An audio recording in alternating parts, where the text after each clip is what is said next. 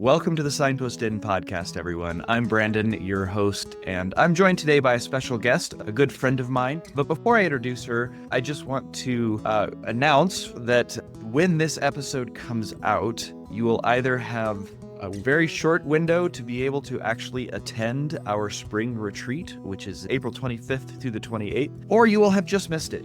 Either way, what I want you to know is it's not the only retreat we have.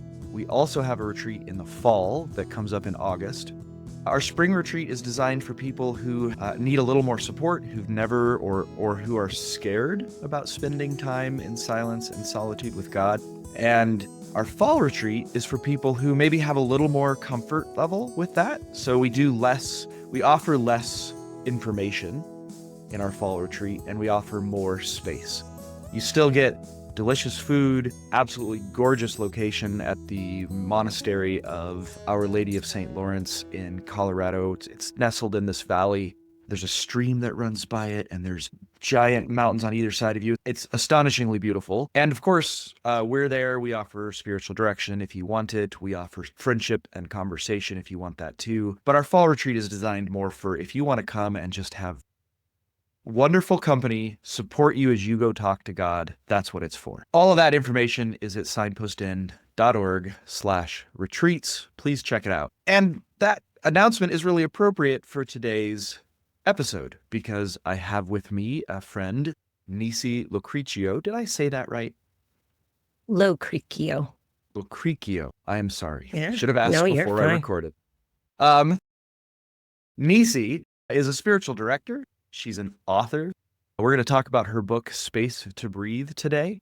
She's a companion in the Ignatian spiritual exercises. She's a retreat creator and guide. And she's a self-described recovering perfectionist, which I completely resonate with. And she's found that play, creativity, and slowing down have been life-giving practices in her own spiritual rhythms. She lives in Denver, Colorado with her husband. And you can find out more about her on her website, thesoulcareplace.com. We're here to talk today about her retreat guide. It's called Space to Breathe, and it's got 6 contemplative retreats for personal or small group use. I have been a friend of Niecy's for a while. We're in a loose group of spiritual directors that we share and collaborate and talk about things together, and I have just found my friendship with her to be extremely life-giving. Oh, I'm so glad to be here, Brandon. Thank you for asking me. Yeah. Well, I'm excited to talk about the book because while we do, as I just announced, we do our own retreats and we offer them to people. The idea of being able to take your own retreat and not have to pay a lot of money to fly somewhere and go, which is wonderful. I want people to do that. Yeah. I took my own retreat on a sabbatical a while ago and didn't have a guide. I just kind of figured it out on my own. Mm-hmm. And it was wonderful, but it's super intimidating. I had no idea what I was doing. And it almost stopped me, right? Because I didn't know what to do. So I'm excited for people to get their hands on the book because it's like, it makes it easy to do. I don't have to figure it all out. And honestly, folks, listeners, there are other things out there. I know that. But at least in my experience, what Niecy's book does really well is thinks of everything. It's one thing to have here's some suggestions for your retreat. It's another thing to have, here's what you need to think about to prepare. Here's what you need to think about afterwards. Here's a playlist for you to use. It's got everything in it. So it's really cool. But Niecy, what I want to talk to you about is sort of the bigger picture stuff. Before I do that too, though, I'm getting ahead of myself. Do you mind telling us a little bit about just your own journey? What brought you to this place in your spirituality, and specifically aimed at why this book? Why did you write this? Mm-hmm. Well, I would say, like most people, I was running fast and hard at life, right? Trying to figure everything out. And I got to the end of myself. Right. I was burnt out and needed to stop and pay attention to the things that were swirling within me. And I needed help to do it. And so I started a journey with the Soul Care Institute that practiced rhythm of retreat 3 times a year over a 2-year period. Yeah. And in that journey of stopping, slowing down, listening, I began to find the voice that God put within me to help guide and direct next steps in my life and how to live from some soul health. And so it is something that I began to incorporate into the ways that I started. At the time, I was leading middle school youth, trying to help them slow down to listen to their life. So I began to incorporate these things in different ways. And then through that process, left that world of full-time ministry because I really felt like God was calling me into a place of soul care ministry for others. And retreats have been a significant part of that, helping people go on the journey that some people do want to go on it, some people don't want to go on it, but giving them tools. I resonate with the not wanting to go on it part, even now in my life. Like, I want to take a retreat. I know, like, there's times I know it would be good for me, but I'm like, I don't have the time. And honestly, it's probably for me, it's more like, I'm not worth it. Why should I take a retreat? Yeah. I would love to share a quote that I share with people who don't want to retreat, who have ended up with me to go on retreat. Okay. Yeah. It's from Dietrich Bonhoeffer. Let him who cannot be alone beware of community. He will only do harm to himself and to the community. But the reverse is also true. Let him who is not in community beware of being alone. Each by itself has profound perils and pitfalls. One who wants fellowship without solitude plunges into the void of words and feelings. And I'm going to say unprocessed words and feelings. And the one who seeks solitude without fellowship perishes in the abyss of vanity, self-infatuation, and despair. So we can be really good at the community piece, but the getting away into the retreat piece, that practice is meant to help us open ourselves entirely to God. So in the busyness of life, we have very limited opportunity for opening ourselves in this way. So much noise, so much to do. We become distracted before the work of God even has had time to begin. So in times of retreat, we're inviting God to strip away this false self, the ways in which we need other people or our work to tell us our value, our importance. We give permission to God to loosen these idols in our lives and replace them with a greater knowing of who he is and who we are to him. And so, yeah, it is a challenge to step away. But if we want to show up well in our own life for ourselves, but the people we love and the people in our community, we need this rhythm of stepping away and entering in, stepping away, entering in. Yeah. That's interesting. That quote is great. Sometimes the word retreat.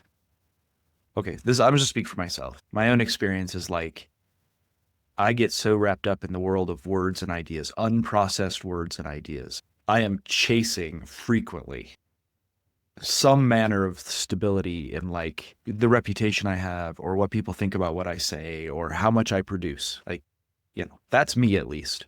It strikes me that retreat is almost the wrong word if you mean by it like running away. Because what you're describing is, I see it as I'm actually running away from being honest and letting God meet me by staying in that world of words and ideas and never going out and and I think you put that puts the finger on what I'm scared of in retreat. I'm scared that I'm going to be seen, to be honest. And that's, like what has happened to me when I do actually engage a retreat. It's always good, but at first it's scary because God's going to kind of I drop those things that I've been idolizing, I suppose, and I let God do it. Oh, absolutely. It is scary to get quiet, especially if there has been very little processing of our life, right? That it can even feel overwhelming to stop and look at what is stirring inside. And yet, that's the invitation of Eden, right? Naked and unashamed, Mm. coming in and Huh. being able to be exactly where you are without pretense, without trying to put pretty words to God.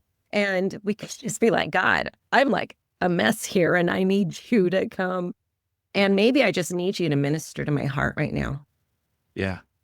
Maybe it's not about fixing something that you think, right? Some people go on retreat because they're trying to solve something. Yeah. I'm suggesting going on retreat so we can be real with what's going on in our interior and bringing it into direct conversation with God. Mm. Dude, naked and unashamed terrifies me. I mean, but I want it. Yeah. Yeah. Yeah. So not going on retreat, not going on retreat to fix something necessarily, but to be honest. How did you say that? To be, right? Yeah. The emotions, the thoughts, the circumstances that we're in, how we feel about the circumstances that we're in. Like sometimes we're in circumstances and we really don't like them, but we're putting on the good Christian face. Oh, God's gonna, get me through it. And yes, that is true. It's more true if we actually bring it to him and invite him into it rather than kind of pretend. I think things can get messy that way, especially with the other people, if we're not being real. Yeah. Boy, the invitation to be real, first of all, is scary anytime, but it's like, who else could be safe if not God? What's your advice to someone who says, one, that's scary, two, what if God doesn't show up? What if it doesn't work? Yes, it is scary. Let's just acknowledge that up the front. And I want to say, yay, you for being awake to notice that you even feel that way. Because until you acknowledge that, you're not going to be able to go anyplace else. I think if it's really scary, this is a place where conversation with a spiritual director and working through some of those fears can be great. Take it slow, right? When we say go on retreat, you don't have to schedule 5 days away for a retreat. Right. Right. Yeah. You could do a mini retreat. You could do a retreat for 2 hours. Yeah. In my book, I kind of talk about that, but it doesn't have to be this big, gigantic step. What if God doesn't show up? What if God doesn't show up? The other thing I invite people into when they go on retreat is to let go of expectations of what that time is supposed to look like and how God is supposed to show up for us. And to lean into maybe part of God showing up for you when it doesn't feel like he's shown up. It's just giving you a chance to rest, maybe take a nap. I think we're most often disappointed in the retreat when we think that it looks a certain way and we don't trust that the very act of getting away can open us up in ways that we don't understand in the physical realm, right? There's a spiritual realm that's going on that we don't see. But getting away and putting ourselves in that position can be doing something that we'll see later. Yeah. It's like, it strikes me how much of the part of the scariness and all that stuff sort of points to how much this is a trust move. Oh, absolutely. Yeah. Just the very act of even getting away can be a trust of like, and I see this in myself, I see this in folks that we work with. It's like, and I get it. making the step to go take a retreat, even if it's a 2-hour one, is a huge good step. And then I go, but I also have this agenda for it. and I know for myself more and more that is my control of it, because I'm afraid of, letting God actually just meet me and do what he knows is best for me. And some of the benefit that I see later on is not that he says an answer to me or I get some insight. It's that I've actually practiced setting aside my agendas and just trusting. Yeah. Yeah. Yeah. That's part of that setting aside false self, right? Yeah. Controls and the scaffolding that we put all around our life because we think we're a certain way or we should be a certain way in our life. As you talk to people about taking retreat or starting retreats with people, do you see other barriers? Are there things that are common that people struggle with, or that they might have questions about, like, why, how, or that would prevent them from doing it? Does that make sense? I think people in ministry that I've worked with sometimes have this perception, well, I'm called to do the work of God. And so there's a forgetting that we're not actually the ones doing the work of God, right? We are invited to participate with him. But that's the same for all of life, right? Whether we're a mom or a dad, I'm too busy. I'm a mom or I'm a dad. Well, yeah, but God is the true parent, and you're being invited to parent with God, this child that belongs to God, ultimately. And so we just forget, I think, who God is and what God is really able to do. To trust that he will continue to work even if you take a break is scary. Yes. Yes. That's why sometimes on a day retreat, I'm like, go take a nap. Take a nap, because that's an act of trust that God is at work, even in you in that time of retreat. Like, it's okay to go take a nap and trust that whatever God is doing in this retreat, he can do while you're asleep. That is such an interesting one for me, because I notice sometimes that people, and I myself included, but we get caught up in I should take a nap. And the hint is in that I just said I should take a nap.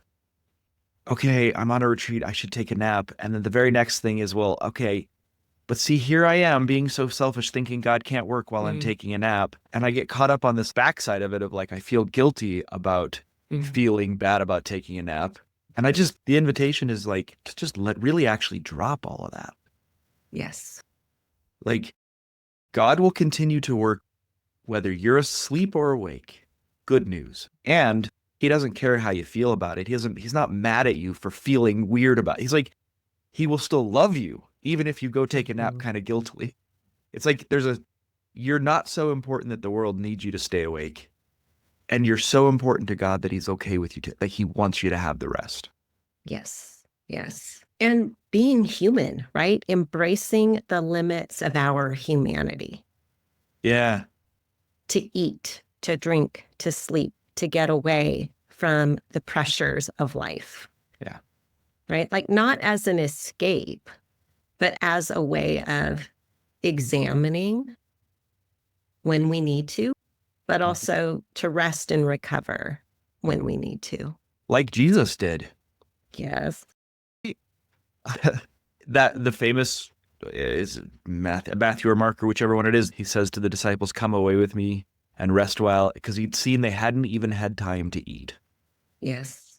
Which actually connects to one of the things you talk about in the book about the rhythm of retreat. What do you mean by a rhythm of retreat? Well, retreat is like any other spiritual practice or discipline. And there is an amount of effort, not in the way of us making something happen in the retreat, but in a way of, like, putting intentionality towards something that is good for us. And so by rhythm, we want to suggest the idea that by continually entering into retreat in some kind of regular fashion, maybe it's once a quarter, maybe it's once a month, that we get to practice these things of being honest and letting the false self fall away. And hopefully, like with any spiritual practice, we begin to live those things. Those things get inside of us, and then it flows out of us. So that flow of rhythm, by putting ourselves in places where we're practicing, we're allowing those deeper things to come in more frequently and begin to shape us and change us and then flow out of us. Yeah. Like Jesus. Like Jesus. Right? I mean, yeah, if we talk about why do we go on retreat? Well, Jesus did. And if we want to be people who are like Jesus yeah. in the fullness of his humanity, who Yeah. showed us how to live as a human Yeah. being, then can we trust that maybe we could do the same things that he did? Yeah. I don't remember who said this or where I heard this, but it's like Jesus regularly took retreats, went away into the, silent places or the solitude places. And the point was just made that he's, like we've been saying, he's not running away from the work. He's going to be with his Father, who is which is what he needs to know that he's the beloved, which is what God declares over. Like, he needs to rest in that place because that's what he's sharing. Yeah. So it's like when he comes out of retreat, it's what happened there, the union with the Father. I am the beloved Son of God, says Jesus, and he's sharing that with his people from that space. And totally reversed it for me, because I'm thinking, Jesus is like, his batteries are getting run dry and he's running away, and it's like, sure, there's rest and stuff there, but it's more he's living the connection with God that he's then sharing. He's not just talking about it. Right. That intimacy, that communion that allows him to be who he is in the world, what he was doing. Yeah. And gosh, if Jesus does it. Right. How much more important? Yeah. And how much more do we need to drop all that false stuff and be loved by God? Yes. So how do you prepare people for this? Let's say I'm now, scared, but I like it. I want to try it. Yeah. What's your kind of more practical advice for preparing to take a retreat? Yeah. Well, I'm going to actually start with the end first. This, I think, is the most overlooked part of going on retreat, is how you're going to re-enter. Interesting. Okay, cool. And this is because we are so used to checklists and okay, did that, all done. I want people to think about retreats a little bit differently than that, right? It's not a checklist. I'm doing this. It's a place. Yes, we are getting away. It's something that we're doing, but it is about the being with God and the being in our body and our humanity. And so I have had people who have just had this great day with Jesus, and then they tell me, I'm going to a meeting, my church, elder board meeting right after this. There's no space for something to breathe then, to allow the work that God has been doing to kind of settle in, right? Instead, we're just going back to this staccato rhythm of our life. And part of retreat is trying to allow a different rhythm. And so I really strongly encourage, when you go on retreat, don't just jump back in to those normal tasks and responsibilities. Set your retreat on a day where that isn't there, or tell them you're not going to come. Elder board meeting or whatever it is, whatever you are able to do. If you are a mom and you have carpool duties, can someone else pick up the kids for you? If you're the one who makes dinner at night, could you have put a crock pot meal into the crock pot so that you can re-enter a little bit more lightly, more slowly, more spaciously into the realities of your life, right? Some things we can't control. There could be chaos with children, but what can we do to wrap that space around retreat with this idea of being rather than it just being another thing that I did and accomplished. I love the idea of giving space around it, is like allowing the rhythm of retreat to become more of a rhythm of life. Yes. Because the speed, just the speed of time that I have on retreat with God slows down so much, the noise and everything. I love the idea of it like spilling over into the rest of my life, that maybe the rest of my life is less staccato and more paced at what I was with God. And what this makes me think is I'm going to start talking about when we so listeners, come to our retreat in the fall, or if you can come in the spring, great. This makes me think I need to encourage people who come to our retreats, because they usually are flying, right? And it's a 2-hour drive from the airport to where we do the retreat. Rather than just sort of like, okay, let's go talk about that 2-hour drive and that flight home as part of the retreat, as part of the reentry. Like, you have this travel space. Yeah. Don't jump right back into your work emails at the airport. Yes. Because that's what I have, I kind of think, okay, I leave the retreat house, now I have to get going. I think there is an easier way, a lighter way to come in and allow that spillover. So yes, I start with the end, and then there are all the practicalities of going on retreat. Now, if you're a spontaneous person, sure, do it. But for a lot of people, a little advanced preparation can help. Like, how much time do you have?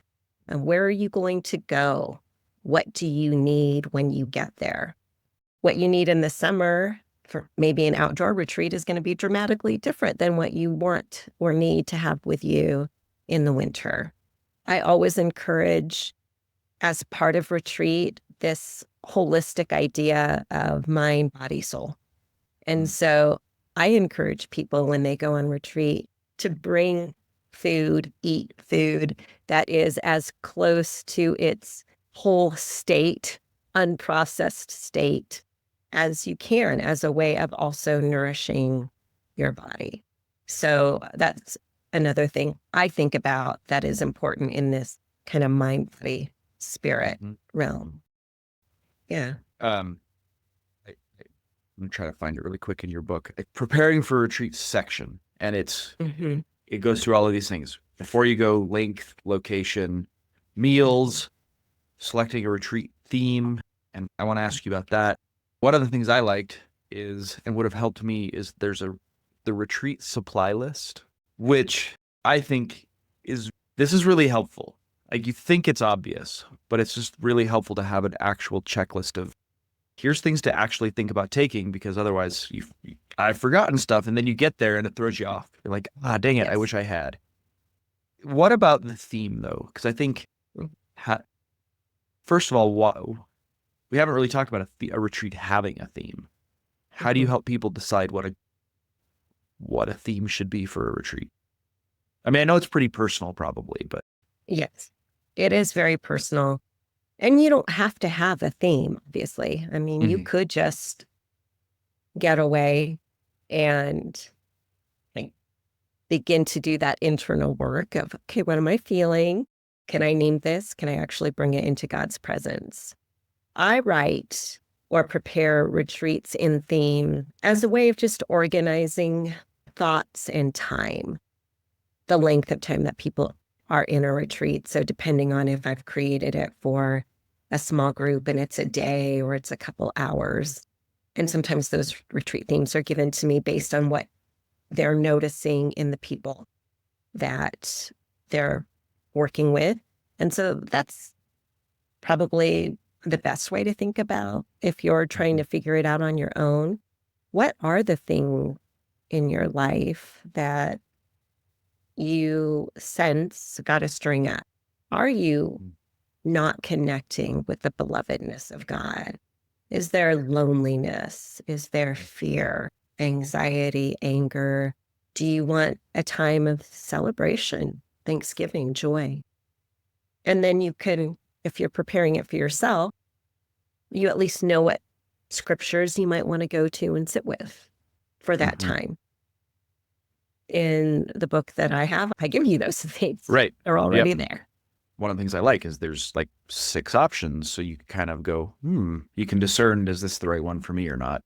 Are there things that, as we're like, I'm thinking about how my own experience with this, like preparation for retreat. I know there's no hard and fast rule about this, but like should avoid, for example, for me, I know that I had to make a conscious effort to like turn my phone off. Yes. And that one seems sort of obvious, but I know you almost have to be told or you don't think to do it. Are there things like that you would say, like, here's some pretty common, they're not laws, they're not, but don'ts, like, think about maybe not doing this. Yes, definitely your computer or your phone, checking email, things that would bring you out of retreat. And so if you know for yourself that it's going to be a distraction or a temptation to use the Bible on your phone, bring a physical Bible, right? You're trying to help yourself have this space to be with God. If you are someone that feels like you need all the information to get at whatever you're trying to get at. So there's this book that's been on your list, and maybe it's a Christian book. Don't bring it. Because what we're trying to do is allow that space for listening and conversation with God. Yeah. So music, I provide a playlist, but I have a caution on there, right? If you just listen to music mindlessly, it's going to be a distraction. It's actually not going to help set the space for listening. There is a way you can still incorporate it where we're listening, what of the words of that song is really speaking to me? And now let's have a conversation with Jesus about what has caught my attention, what I'm noticing. Man, the book thing makes me feel so seen. It's like, sure, I'll turn off my phone, I'll turn off my computer, but I've got 5 books that I got to bring with me. And boy, like that, honestly, just a distraction, just keeps me from slowing down and actually being silent with God, which actually sort of connects to something I just thought of. It's like what you're describing is the difference between a spiritual retreat and like a vacation. Not that one is better than the other. I just mean that I once went on a retreat that, it was supposed to be a spiritual treat. I'm supposed to be doing this stuff. And I had this stupid phone game and I was like, I'm on retreat. I'm lying in my hammock. It's okay if I play my little game. It's just, I'm free. I don't need to worry about anything. And like, in some sense, I'm sure that was true. But you can guess what happened. Instead of like, I just totally, that thing just consumed my whole weekend. Yeah. And I know now, phone games are the worst. And I know now, looking back on it, I was actually avoiding God. Like, it wasn't just that I got trapped by a phone game. Yeah. I just mean, that seems to me like such a difference between a retreat, which has this space like, you do need to have times of silence, of not being distracted, even by good things, like you said, like a book. Yes. And that's the hard part. Whereas on a vacation, fine, can sip my margarita and read my book. That's great. I don't know if there's a question there. Maybe it's just, reflect on that, I guess. But I just noticed that. It's like all of a sudden, a retreat, it has to be set apart somehow. Does that make sense? Yeah. I mean, and that is part of the reason with retreat, I do encourage get away somewhere that's not your home. Like, it feels, if you're doing a mini retreat even, like, oh, it'll be easy to just do it in my home. It's only a couple hours. But we get so distracted by the dirty dishes or anything else because it's not an actual getting away. And the getting away doesn't have to be someplace complicated. It could be the park, right? I take people to the Denver Botanic Gardens. It doesn't have to be far, but it should be out of your normal routine to help break that familiarity. Well, it's set apart. Like, that's what makes it a holy space, right? Like, that's cool. Yeah, and I've done that too. Like, I'll do this in my room, and it doesn't work. Doesn't work is the wrong language. I was doing it, and I'm just going to be honest again, I was doing it that way so that I would get distracted because I didn't really want to be naked and unashamed. I mean, it comes for me. Maybe this whole podcast is me being way vulnerable, but like that's for me really what it comes down to. Like that's hard, and I'm scared of that, and I love it. I love it when I get there, but I guess I like anything, yeah. Listeners, if you're resonating with this, hey, Niecy, how much do you charge for spiritual direction on this podcast? Because I'm feeling that right now. Like I'm feeling I want so badly to be known by God, but when I'm in it, I love it. When I'm thinking about it, it's really hard to do. It is really hard to do. Start slow. Know that God is welcoming whatever level of nakedness and vulnerability you want to bring. If you aren't ready to let everything go, that's okay. Trusting that in God's presence, there is wholeness. So whatever scatteredness, distraction, we acknowledge it. Like, okay, God, I'm here. I'm not totally ready to be naked, but I want to just tell you this. So what I'm hearing you say right now in my context,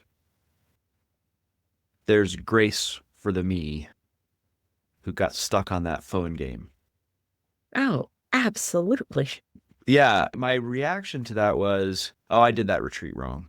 And what I hear you saying now is, no, you brought to God the level of vulnerability you were willing and able to bring at that moment. And God's not like, well, you screwed that retreat up. You weren't vulnerable enough. I may be saying that, but I hear you, like, I hear the grace in that saying that God didn't say that. He's not telling me I screwed that retreat up. He's grateful for what vulnerability I did bring, and he worked with it. Back to the taking a nap. God's work is God's work. And you're noticing a deeper desire. Yeah. So in that process of us not doing it perfect, because we're not going to be able to, we begin to recognize what we really want. And that helps us the next time we go on retreat. That's good. Niecy, thank you. I have some very different insights about my own upcoming when we go on our retreat, with even just hosting a retreat, which is different. But yeah, I'm going to engage with that differently now. Listeners, the book is Space to Breathe. It's 6 contemplative retreats for personal and small group use. We didn't even get into the practical stuff that Niecy has about taking retreats, but just briefly, I'm just grabbing one out of random here. So first, love restored, a return to intimacy with God. Each of them is kind of modular. It has specific supply lists, audio playlists, little warnings and tips on the side. It lays out for you. Here's a morning centering song, morning meditation, a morning Lectio Divina, and then it basically lays it out for you so you don't have to know and do the work of trying to figure out what your retreat looks like. Somebody who has led retreats, who has done this a lot, is sort of your personal guide. And that's really handy. I wish I had it when I first started. And again, it's very modular, and she lays it all out for you. So like you can pick the parts you like, and she lays that out for you in a way that's very easy to use. Niecy, I know that you have many more than 6 retreats that you've created in your life. Is that indicative of there's other books to come? Are you? Yes, there are, although I haven't committed to a time frame because I have another writing project that I'm working on. So, yes, we'll see. Maybe late 2026. We'll see. Okay. Well, we won't hold you to it, but listeners, the book is available on Amazon. It's also available on Niecy's website. We'll link to all this in the show notes, so definitely you can get access to it. Just before we go, Niecy, I want to hear a little bit about what other stuff you do, because I know I touched on it in the introduction. This book is not the only thing you offer. Yeah. Spiritual direction. I meet with people one-on-one, and we get to explore some of these things, even that have come up today with people. One of my favorites, though, is the Ignatian Spiritual Exercises. And that's a 9-month prayer pilgrimage, really learning who Jesus is as a personal friend. And so I love taking people through the exercises and have been doing that for a while, creating and leading retreats for organizations. When you create and lead retreats for organizations, is this the kind of thing that, like, if my church was interested in it or my ministry was interested in it, we could hire you or call you and you'd come and lead a Absolutely. retreat, design for us a specific retreat? Yes, design it, lead it, unless you want to lead it yourself. But if you have a particular theme in mind, I work with those themes, and the retreats that I create, I do try and use that whole brain thinking, right? Like getting us out of just that logical linear thinking and trying to bring in the creative experiential. There's a lot more to the retreats that Niecy creates than we've probably touched on here. All of this is you can find out about on the soulcareplace.com, right? Yes, absolutely. Folks, one of the benefits of doing podcasts like this for me is I think I learn a lot, but hopefully for you, introduce you to people. Niecy is an excellent spiritual director. I've known her for a while. If you're looking for a spiritual director, maybe this is hey, you got to know her a little bit. You hear what she sounds like and you resonate. So if that's the case, please reach out to her. Again, the link to her website will be in our show notes. The Ignatian spiritual exercises, I've never done those. I know, Niecy, you have done them and love them and lead them. So that's something, folks, I'd give it a try. We also will be having a friend of mine, end of years as well, Dale. Yes. He's going to be giving a presentation for us at our liturgical and sacramental spiritual directors meetup in the spring about the Ignatian exercises. Get on our website and sign up for that. Even if you're not a spiritual director, you're welcome to those things. They're aimed at spiritual directors. But if you're interested in finding out more about the Ignatian exercises, hit up the website, signpostin.org/events. I just encourage you to reach out. If God is calling, God is encouraging, inviting you to go be naked and unashamed with him, it's scary. You don't have to do it alone. Hit Niecy's website, maybe book a session where you can say, I'm interested in this, help me. Those are available. Niecy, thank you so much for your time. This has been super fun. I'm going to go away feeling a little bit of a vulnerability hangover, but that's okay. Thank you. It was so fun to be with you today. Listeners, thank you for being with us. May the grace of Christ go with you wherever the road takes you.